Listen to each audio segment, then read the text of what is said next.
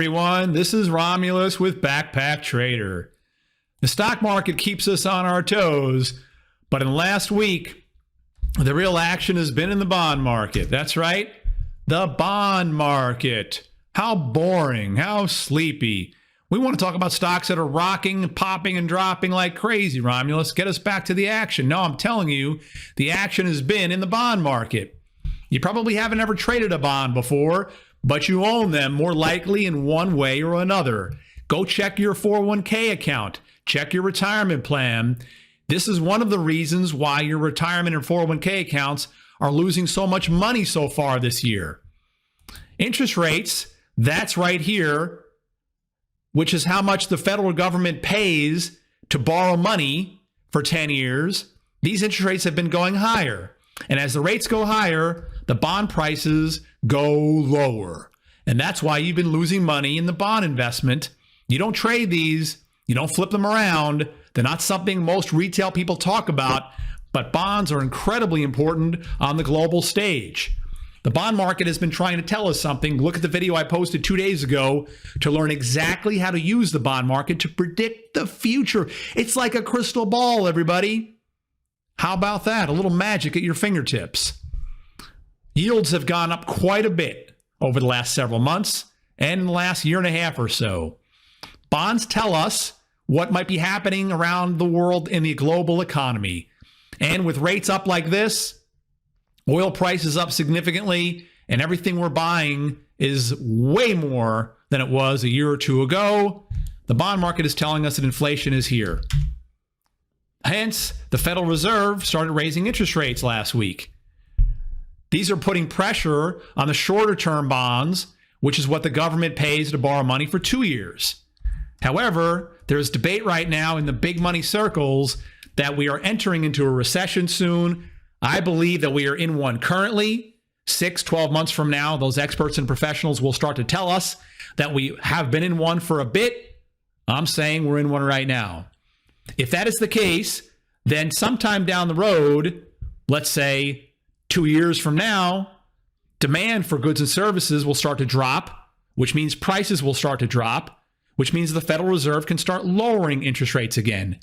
Hence, that's why we see a little bit of a slowdown in the rise of the interest rates in the longer dated bonds. The Fed is raising interest rates. That's putting pressure on the short stuff like the 2-year.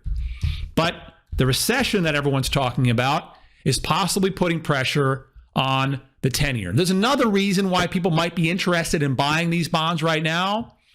A year and a half ago, if you bought a U.S. federal government 10-year bond, which, by the way, most people agree is the safest investment in the world. Well, any bond that is issued by the federal government, safer than cash, any stocks, real estate, gold, anything.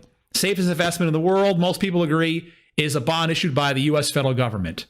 And if you bought this a year and a half ago, they were paying you less than 1%. Now, roughly 2.4%. People might be thinking to themselves, why should I buy stocks with all that risk? There's a war going on in Europe. China and American relations are not getting any better. There's droughts in the West.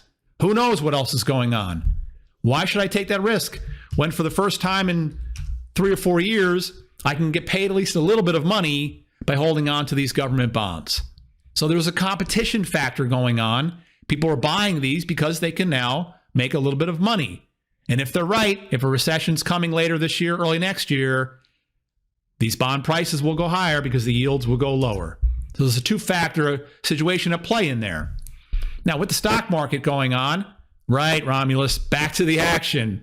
Okay, stock market pulls back a little bit yesterday. Not a big deal. You can see the lowest volume in play over here over the last week and a half or so, perhaps even longer than that. In other words, not a lot of urgency, not a lot of aggression to the selling. And even today, markets are rebounding a little bit, taking back some of yesterday's losses right away. Okay. Couple of things I want to bring to your attention. Yes, the markets have rebounded a bit from those late February, early March lows. There is a short-term rally in place. April's right around the corner. April is the strongest, most bullish month out of the 12. That could also be putting a little bit of an upward bias into the market. I believe it can continue for a couple of more weeks, maybe 3 to 5 weeks, somewhere in that neighborhood, give or take. Doesn't mean it's going to go straight up every single day, But generally speaking, more or less, there is an upward bias in the stock market right now that looks as if it can continue potentially for the next 3 to 5 weeks. With that in mind, the strongest index out there, the Dow Jones Utility Index, this is the strongest index on the planet Earth, not just in America. Second place belongs to the Transportation Index, and this is somewhat surprising because all the other indexes are still, although they have broken that downtrend that was in place from late last year, early this year, they're still not looking quite as strong as what's going on in the Transportation Index, as you can see right here. This looks pretty good, challenging what was former support, now new resistance. Sometime between now and the end of April, there is a very high probability that that resistance is broken to the upside, and the Dow Jones Transportation Index sets a new closing high. A new closing high coming, more likely than not, sometime between now and the end of April. Now, there's a lot of different components. There are 20 stocks in the Dow Jones Transportation Index. There's railroad companies, overland shippers, meaning trucking companies, airline companies. American Airlines is in there. Delta Airlines is in there. Southwest Airlines is in there, a number of different companies.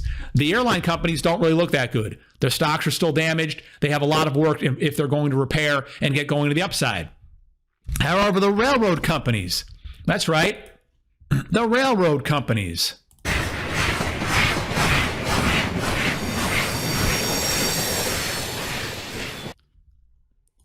They look pretty good right now, and this is one of the areas that has been helping the Dow Jones Transportation Index drag itself higher, possibly breaking through that resistance, as I mentioned, sometime between now and the end of April. So Union Pacific, that closed at a new closing high just yesterday. Norfolk Southern, if I could trip over that word one more time. That chart doesn't look quite as strong, but it is forming somewhat of a constructive uptrend starting back here from a few weeks ago. Perhaps it's going to get itself moving to the upside, joining Union Pacific. As a contrast, you could see FedEx is still dragging itself down, but UPS looks a lot better than its main competitor out there, as you can see. So it's not the airlines doing the work, it's the railroad companies doing it. And one more stock I'd like to bring to your attention. We're getting some pretty good early indications that some of the retailers are starting to come back to life. This has got a good mix, a lot of food, which Kroger stock is showing off quite a bit in here. And it has a lot of other retail type of products in there. This is a well-diversified retailer with good online presence, good storefront presence. This stock is looking extremely constructive. There is an uptrend dating in place for the previous 2 months. See that right there? Nice, pretty uptrend. And I believe that between now and the end of April, there is a high probability that it can break above here. Full disclosure, I now own this stock. I now own this stock as of today. I own this stock as of today. Okay, so Costco looks like an opportunity to go higher. Can it go barn busting and double in price? No, this is not that kind of a stock market environment. Anyway, this is your old buddy Romulus. I'm going back to ancient Rome. I've got to get on my chariot. There's a Senate meeting pretty soon. There's a brawl in the forum like there is every single day. And yeah, you know me, I don't like to miss those. I'll see you soon, though. Please be careful. Continue to trade well. That's all for now.